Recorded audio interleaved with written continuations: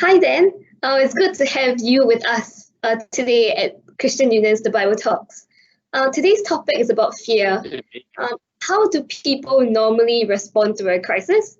Maybe you could tell us a little bit about a time when you've been afraid. Yeah, sure. We don't have to think back or remember far back to think about how people respond in different crises.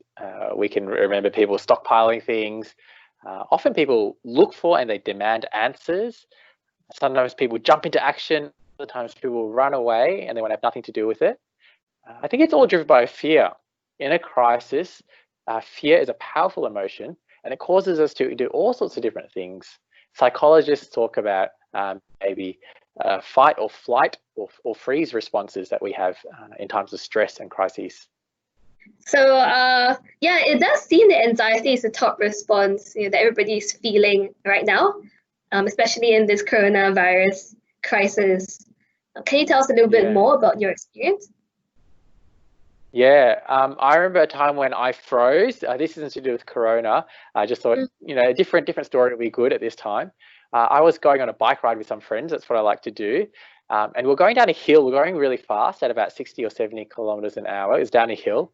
And I was just behind the first rider. And that first rider, he was a good friend of mine. He's one of the best riders I know. He's very capable. He's very skilled. He's made lots of bikes for me. Anyway, he was riding down, we're going down this hill, and then he hit the deck. There was some debris on the road, and it came out of nowhere, and he crashed and he fell.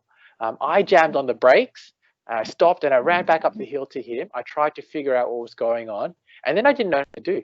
I just froze. Thankfully, he ended up being okay. He just had some nasty road rash, some grazes on his legs and on his back, and he had to get some new cycling clothes and new parts for his bike. But actually, he was okay in the end. And if I think about that situation, and I think about the fear I felt and the crisis, I just wanted the crisis to be dealt with.